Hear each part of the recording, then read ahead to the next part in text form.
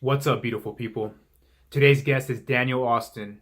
Daniel is the lead singer of the band Die Young, a hardcore band out of Texas. He is also a powerlifter and the author of the book Vegan Meathead.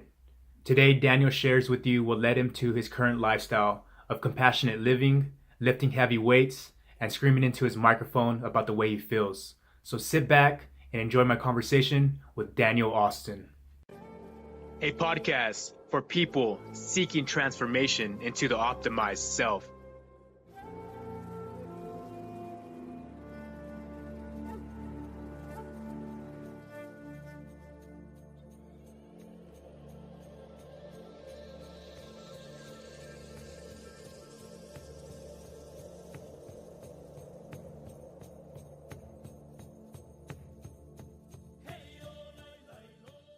What's up, Daniel? Thank you so much for being here today with us. I'm so excited and interested to hear your story and how you became this strong but compassionate dude. That being said, let's get right into it. Awesome. What is something people don't usually associate you with? Any hobbies, passions, or new goals you got going on in your life right now? I think the main thing that people wouldn't know that hopefully they will come to know is the other side of my writing. So, like I just wrote the Vegan Meathead book, The Way of the Vegan Meathead. And that's just totally me being like a bro and telling people how to be a strong vegan. But I recently released a poetry book. And I have a lot of other fictional writing and script writing stuff that I'm collaborating with other people with, and that honestly I hope is like a bigger avenue for me to explore with my writing. So people might know me for writing lyrics or music, and now this Vegan Meathead book, but that's a whole other thing that's going to be coming on more and more. Awesome. So the poetry book was pretty much right after Vegan Meathead, correct? Technically, it was just stuff I had compiling for years, and I didn't really know when or where or how would be appropriate to deliver that, and put my name on it and say, hey, check this out. But Die Young had an EP come out in January. Actually, they all came out in the same week. The Die Young EP, the newest one, and the Vegan Meathead book, and the poetry book. But the poetry book was meant to be kind of a companion reader for the Die Young EP because it's like a really personal subject matter in the EP. So I figure if I'm going to go there with the bands, maybe people who like the band would like to check it out because it's a weird thing. Like, where do you start? Like, I don't have any history in like any kind of literary scene. I don't, it's like, where do you start to be like, hey, check out, I do this too. Yeah. So I just thought maybe people, if they like the band and what the band's singing about, then that would be a good time. And it just all happened to be the exact same week, and it was awful because I slept none trying to get all the stuff out. So, but it's all out now. So what and who sparked the idea of putting this content out? The Vegan Meathead? Yes, or your writings, the poetry and the Vegan Meathead. The Vegan Meathead stuff is really just a response to as I've become more involved with powerlifting and competitive powerlifting and just becoming a stronger than normal vegan. Just the amount of people I get asking me how I do it. So it was there was like a demand for me to put this out. Just in my personal life, I mean, never mind all the people I could try to reach that I don't know, just like people I know.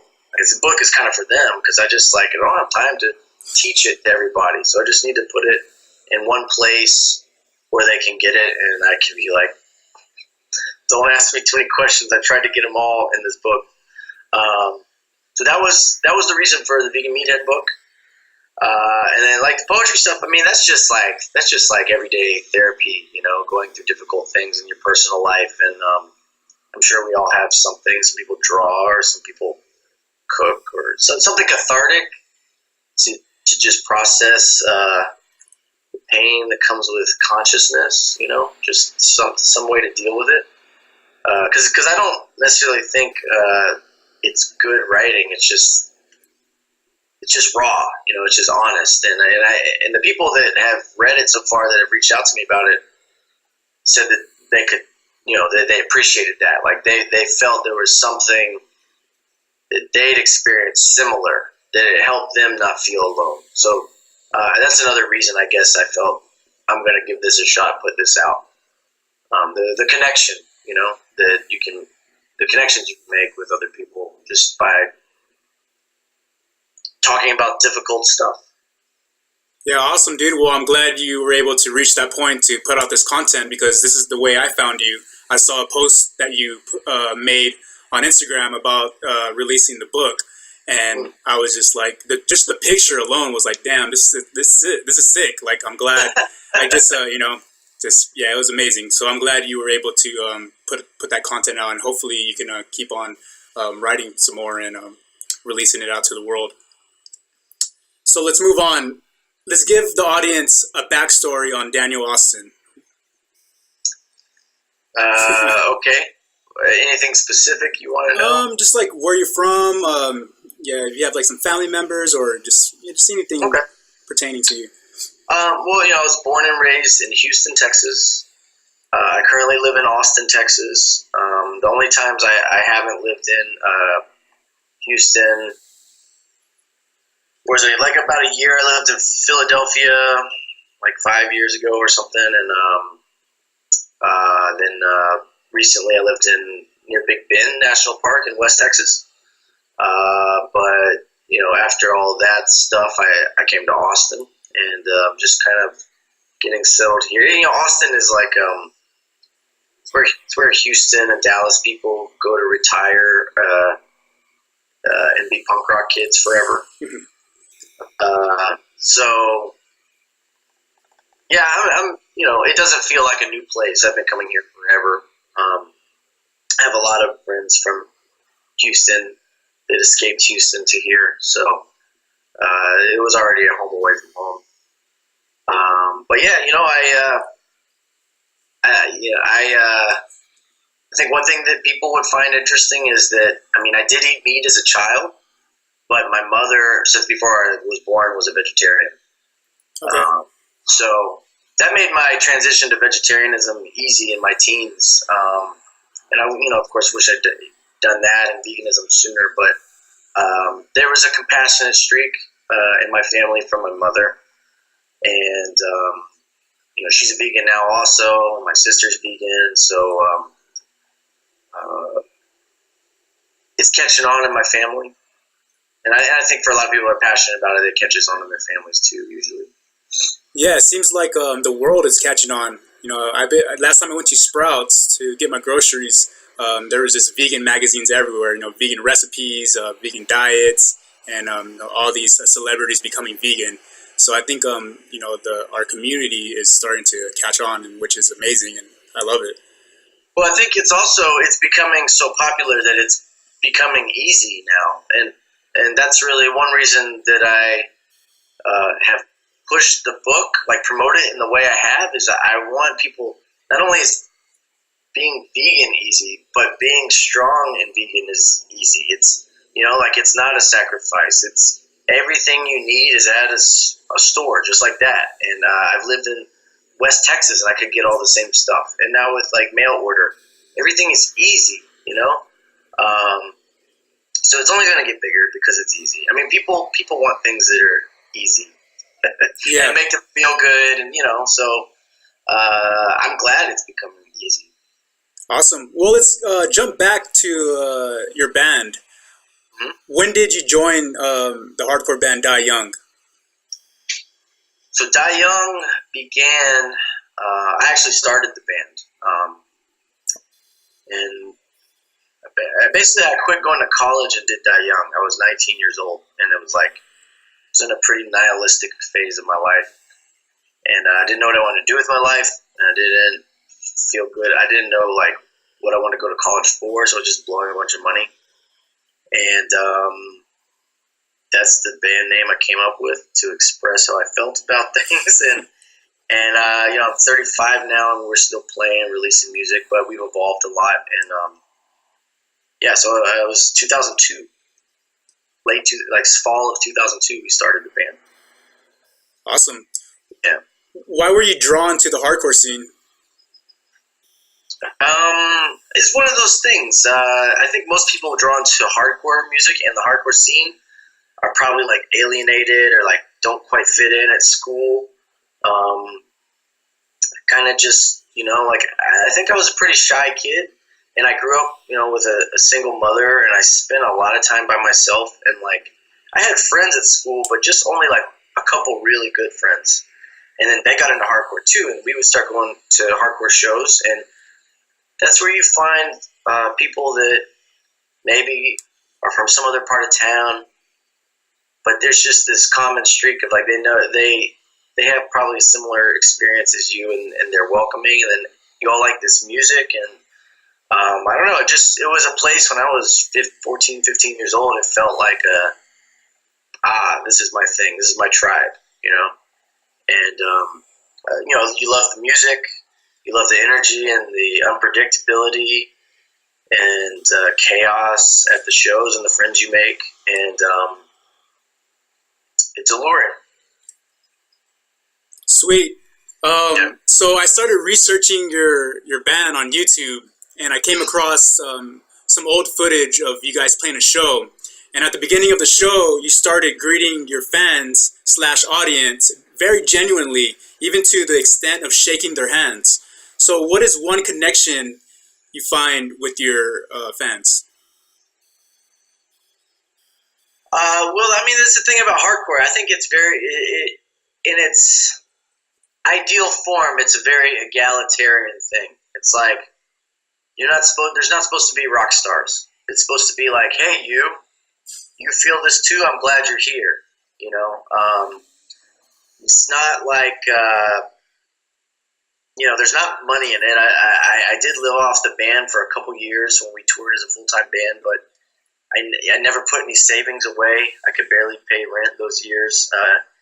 It was financially rough, but very rewarding in terms of experience. But I've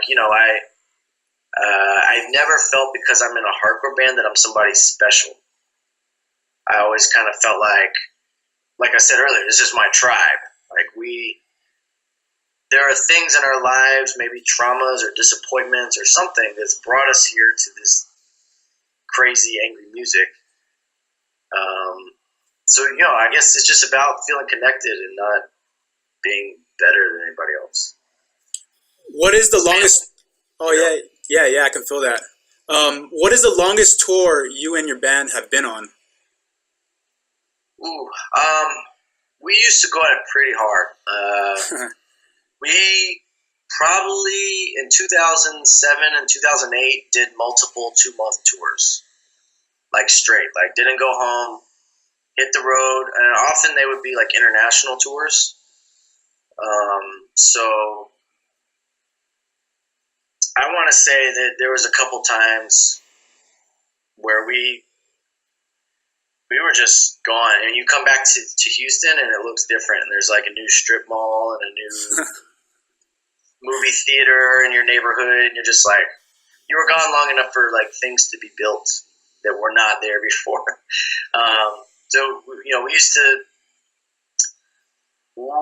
to go at it long enough. I don't know how we did it because we changed members a lot. People left the band quite often. I was like the remaining original guy.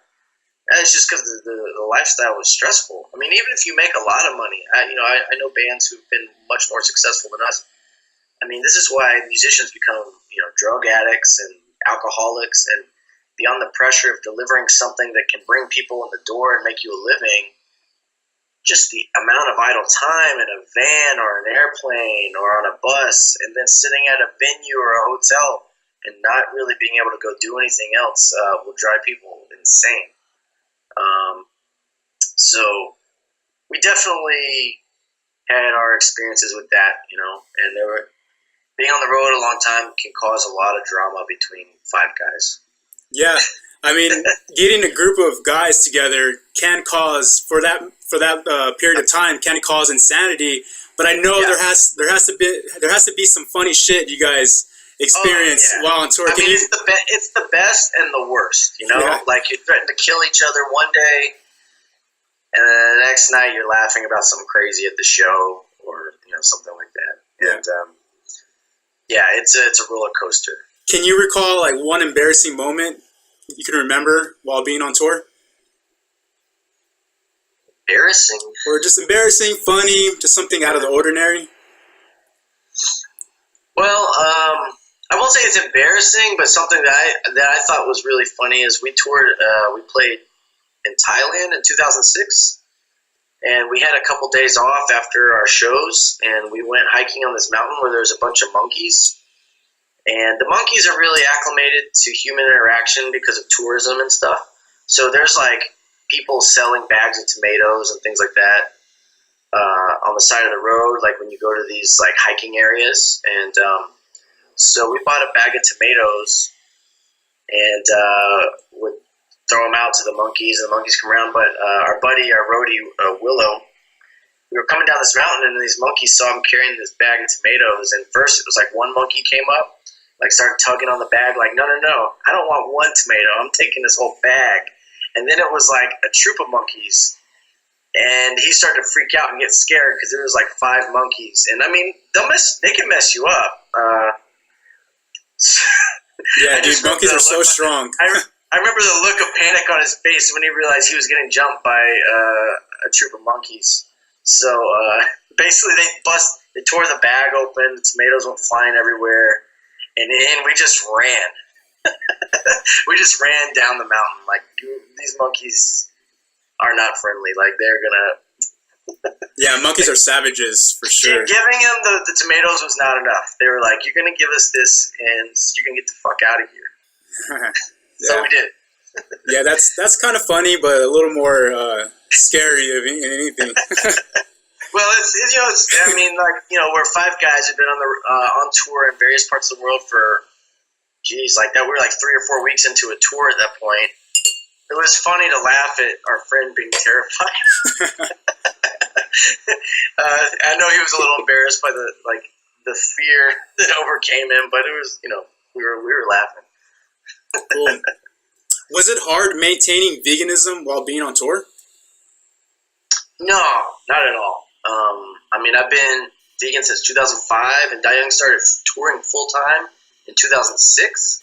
So most of my touring volume was done as a vegan, and like I was saying earlier, everything's getting easier. So like when I go on tour now, and like I have a day job now, and I have money to spend, so touring is like not just for musical purposes. It's like to party and eat at all the good vegan restaurants wherever we go. You know what I mean? But back then, even it's I mean, I was a lot skinnier. I wasn't living any kind of athletic lifestyle. I got by on nuts and Taco Bell and Cliff Bars and green juice, and it wasn't necessarily healthy, but I survived. Yeah, I did all right. I could do my thing, but like the way you train and the kind of lifestyle you live determines the kind of diet you need to have. So a lot's changed for me since then. But even now, I go on the road prepared. The guys in the van are like, "Why do you have this bag of protein powder and almonds and supplements? Like, you got to take this bag full of stuff everywhere." Well, it's because if we're gonna be in the van for 6 hours, I'm gonna have a protein shake, and I'm not gonna be starving because I can't be, and so I'm prepared. Yeah, but also just the options while traveling are easier than ever. It's easy. So other than your mom sparking the idea of veganism, was there any other reason you became vegan? Well, now, to be clear, I used to tease my mom a lot as a kid. Like, I thought being vegetarian was like some hippie nonsense. And my dad's side of the family is like anti-vegan, kind of. You know, I mean, they're supportive of me now, and they like to try my food, but no one on my dad's side is a vegan or vegetarian. And so my mom was just kind of always the lone idealist or something. And I would kind of pick on her like everybody else as a kid. It wasn't until I was 15 and I heard Propaganda and Earth Crisis and hardcore punk bands that made veganism cool to me that I thought, oh, now I'm going to do this, you know, and now I eat my mom's food, you know. So she laid the foundation. It was like always an option for me to not eat animals, but I didn't think it was a cool thing to do until I got into the music scene. Yeah. I was kind of a shithead like that. Yeah, you would take advice from your friends more than your parents. Yeah, exactly. So, what are some negative connotations about veganism you find in the media?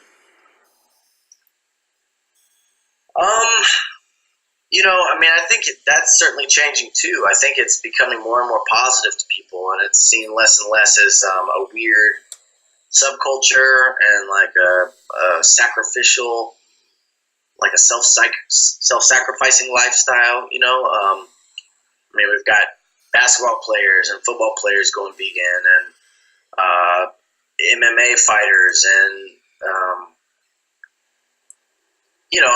there's always been the stereotype of being weak and too skinny and just withering away from not getting enough calories or protein or whatever. I see it's just changing so drastically, though. I mean, just like the most generic mainstream celebrities now are going vegan, and I don't know what their reasoning is. Maybe they're just being plant-based, and it's not like ethical veganism, but they're making it okay for everyone in the middle. With mainstream society interests, it's not a weird. I don't think it's that much of a weird thing to people anymore. What do you think? Yeah, I mean, I definitely wanted to be like So the way I became vegan is I had two friends when I was about 18. Really good. They're actually twins. Really good friends, and these two girls, they were vegan, and they were just really nice to people, and I wanted to be just like them. That's why I became vegan. Nothing else. And of course, throughout the years of being vegan, it changed my reasons of being vegan. But the initial spark was just because I wanted to be like my friends that were awesome and genuine people. Yeah. So I think, so influences, just like wanting to be like someone could be just enough. Maybe you don't have to necessarily believe why they are vegan, but it's a spark, and I think that we can't ask for anything more. Yeah, and it's one thing I'll say is, since I've been one of these people who posts my workout videos on Instagram and Facebook and stuff like that. I mean, it's ridiculous narcissism at its best, right? But the amount of people saying, "Hey, man, like," the messages I get are just like, "Hey, thank you for showing us that it can be done." Like, this is another reason why I was like, I guess I need to put this book out so people are interested. Like they, maybe they haven't heard of some vegan athlete who's like way better than me at what they do, but I'm the connection. Apparently, like they stumbled upon my page, and it's a connection for them, and it is a spark, and is part of their inspiration for going on their own vegan path. And that's humbling to be a part of that, and to be part of like a door opening for somebody else. I guess we can't really ever underestimate what just putting ourselves out there can do. Yeah, so piggybacking off the workout videos, how long have you been powerlifting? I have been competitively powerlifting since June or July of 2015. So I'll be coming up on 3 years of competition this summer. And I was doing compound lifts, probably not totally properly, probably not practicing like competition form and things like that for 4 years before that. And back then, before I decided to be a competitive powerlifter, I didn't really know what I was doing. Sometimes I do like way too much cardio to be strong. I thought maybe I was going to be just some generally fit vegan guy. Was it bodybuilding? Was it high intensity circuit training? I don't know what the hell I was doing. I was just trying a bunch of things out. But it took me a long time to learn how to squat properly, because to this day I've never had a coach. All the stuff I've learned and has been from my own research, like YouTube and meeting other athletes. And I was a personal trainer for a while, but the way you teach squatting, benching, deadlifting as like a general personal trainer for people in a regular like corporate gym, totally different than what powerlifters and strongmen do. So the foundations I built for powerlifting were, I guess from just making connections with strong people and trying to research on the internet mostly. But yeah, overall, I guess I've been doing compound lifts for like 7 years or ish. Late 2010 is when I just thought I'm gonna get more serious about this in my life. But like I said, I just didn't have total concentration or a specific direction. I was just trying to figure out how to like look stronger, how to be stronger. I didn't realize that those can conflict sometimes. It took me some years before I realized, I like feeling stronger, being stronger than looking strong. That's when I stopped doing cardio and like high rep shit. For sure. How does the vegan diet correlate with powerlifting?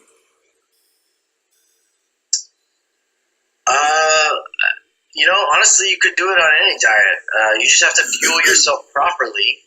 And then when I talk about my book, like I've been doing a lot of speaking engagements recently. I'm trying to stress to people that what I do is a strength diet. It's not a health diet, although I'm perfectly healthy by all accounts of like blood tests that I've done and the way I feel and the way I'm performing. I feel good. My blood test suggests that I am healthy. There's nothing really to be alarmed about, even though I don't eat like a standard whole foods, plant-based, healthy, like engine 2 forks over knives type diet. That's not my diet. My diet is adapted from bodybuilding articles and websites like written by non-vegans. And if those were always the people leading the pack in physique and in strength, I thought, well, I need to eat more like them, but I'm a vegan, so I just have to figure out how to veganize these things, meet the macros that they do. And I will say that I think, even though I don't think the way I eat as a vegan necessarily gives me an advantage, because I'm not the strongest guy around, I'm decently strong. My numbers are nationally competitive. But I basically tweak things to get things done for myself, and I'm still tweaking them to figure out how to be better. And I was just looking at who's the strongest in the categories that I want to participate in, and what do they eat. And what I found is these people usually eat low fiber, high meat, high protein, high dairy, simple carb, like junk carb diet. And if I was doing that to myself right now with the way I eat as a vegan, I would absolutely have some hell to pay in like 10 years, 15 years. But I think because I'm doing it vegan, there's more fiber in my diet, and there's, I eat a lot of green vegetables, and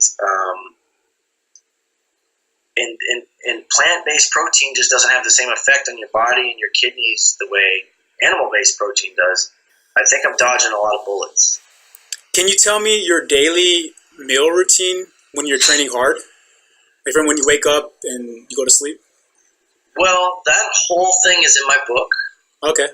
But I'll give you the rundown, which is I'm basically eating on average, every 2.5 to 3 hours, 20 to 30 grams of protein. And by the end of the day, there's about 7 meals. So that's over 200 grams of protein a day. And I am sparing on tropical fruit and high sugar fruits. So like in the morning, my second breakfast would have berries or blueberries because they're low glycemic fruits. And I really limit my sugar throughout the day. And I get and I don't eat filler grains. Like I don't eat rice and I don't eat bread, and not on a regular basis. I found that for me, cutting out those carbs was just like cutting out things that weren't really making. I found that they made me fatter, like less lean and competitive, and I rely more on fat for my energy. So coconut oil, nuts. Sometimes avocados, vegan mayonnaise, or like goddess dressing. So I'm eating high protein, high fat most of the day with a tiny bit of like low glycemic fruits like berries and greens. And then I work out, and then after I work out, I kind of do, and I always try to work out in the evening, like after work, because if you're a strength competitor and you don't care about being the leanest you can be, you want to store up calories throughout the day to burn. Like, you don't want to wake up and go lift heavy. It's going to feel awful because you don't have enough in your tank. So I'm usually training like 7, 8 p.m. at night after I have like more than a couple thousand calories in me for the day. And that's what I recommend for strength training. If you're a bodybuilder and you want to look leaner, you try to burn all the fat off when you wake up in the morning, and you try to work out earlier. But after I work out, that's when I binge on sugar and carbs to replenish my glycogen storage.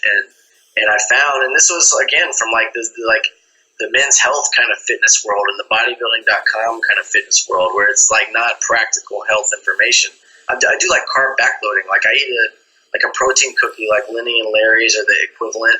There's a lot of different brands coming out with those kind of cookies now. They're advertised as protein cookies, but they're carb cookies with some protein. But that's the time to do it. Eat the sugary stuff when you get out of the gym. Like as you're walking out of the gym, stuff your face. And then I go, I live in Austin, and there's donuts, vegan donuts everywhere, and I'll pick up a donut on the way home.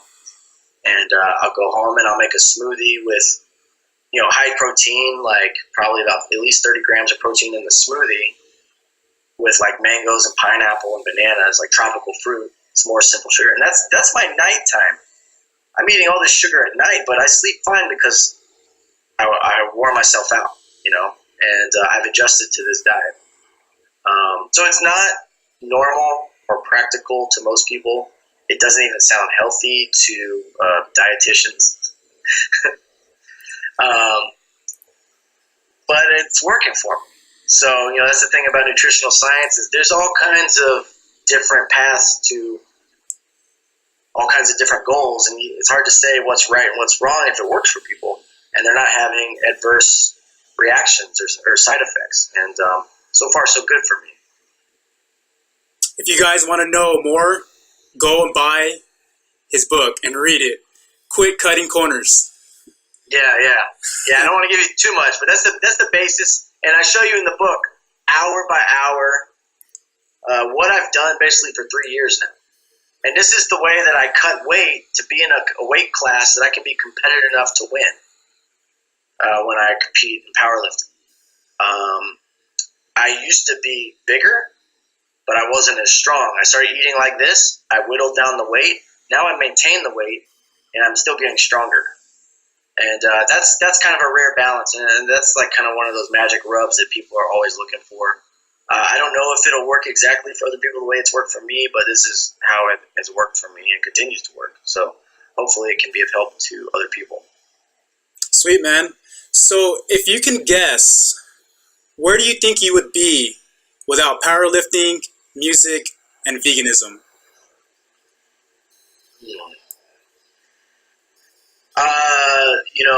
Powerlifting, more than anything, has given me discipline in my life. Because I was a musician, touring 200 days a year. And it's weird because music gave me such positive direction to go out and make connections, to express myself, to be creative. But at the same time, the music lifestyle, honestly, man, it made me a miserable person. Being up till 3 a.m. at somebody's house or hotel after a show every night, and then driving all day, and then getting a venue at like 5, 6 p.m., and then sitting there through the whole show. It's a demoralizing lifestyle. It's like I was saying, like a lot of musicians become junkies because of this kind of stuff. But having fitness in the mix and having fitness goals, it really determines how you have to eat, when you have to eat, how you have to sleep. And it's very contrary to the music lifestyle. So I'm not a full-time musician anymore. And I don't think I would ever want to be again because I like sleeping well. I like being able to plan out my meals and my workouts. And I think having something for you to always be able to overcome some obstacle in front of you, for me, a lot of times it's meeting my numbers and getting ready for a meet. It keeps you motivated moving forward in life. I need a nap. I'm not feeling good. But I need to go to the gym and get this done tonight because I've only got 2 or 3 weeks until it's showtime. Sometimes just getting out of a habit just at one time, it screws up your whole plan. So it taught me discipline to not screw it up, show up and do the work. Whereas when I was living the band lifestyle, there's just a lot of lethargic feeling involved with that. You're traveling hours a day to play for 45 minutes. It's crazy. So, but I do continue to do music because it's an important creative outlet, and that's also, I think, the writing is just another tangent from that. I think music is the first way I learned how to write about my feelings and be creative that way. Now I'm delving into something that seems a little more basic. It's written communication and speaking, but the reach, I think, is at least with the book so far it shows more potential to me. I feel like I've had more immediate success with it than with my crazy music. So it's a little. I think it's a little more middle of the road, like the writing avenue, versus extreme music like hardcore metal. Although there are bands that can be huge, but I think it's more of a lottery. Yeah. It seems like instead of doing away with music, because there are some good aspects about it, you kind of just found something else to balance it out. Yeah. And I'm one of these people that I'm kind of a solitary guy most of the time. I can be very extroverted and connect with people at shows and those kind of social settings, but most of the time I'm at home in my own mind, and so my mind's going a million miles an hour. And if I'm not at the gym turning it off for a while, it can be bad for me. So I have to do other things. I have to be writing. I have to be playing guitar. I have to do something like that to balance myself out. It's almost more necessity than desire. But I'm lucky that I have those outlets, and everybody needs to find those outlets for them, because the human mind can be, as much as it can be a great, innovative, evolutionary tool, it can also be just an utter disaster. Do some yoga or something. Just get out of your head for a while. Yeah. So, yeah, I can totally understand that and relate to that. We're winding down to the end of this podcast. I have 3 more questions I want to ask you. All right. What is your definition of a vegan meathead? Vegan meathead, it's, like I say in the beginning of the book, there's a little introduction page. It's an apparent paradox which signifies the way of the future. It's like 2 things that I think a lot of people never thought would be used in the same sentence. But I think also just doing away with the stereotype of the weak, self-sacrificing vegan is one way forward for our movement to help animals and the planet. And a vegan meathead is somebody that just does whatever the fuck they want, can become as strong as they want, prioritizes your own strength and your own growth, and you don't give a fuck what anybody says. I think part of what's motivated me to get this far in my vegan strength path, or whatever you want to call it, is that people said, you're not going to be able to do that. You're vegan. Nobody can do that. And I found that you have to be very driven, focused, goal-oriented. I want to get stronger. So if I have to consume more protein than some nutritionists would advise, I'm just going to do it. And if my mother's freaking out about how much weight I'm lifting, I just think, I've got to do this. It's a simple way of just like attacking your goals. You know, it's just a simple mindset. Like, all that matters is strength, getting stronger, growth. Fuck everything else. That's what it is to me. Dude, that is a brilliant name and label. That's the first time I ever heard those combination of words together, and I heard it from you, and like, it's amazing, dude. Thank you. So, what does success mean to you?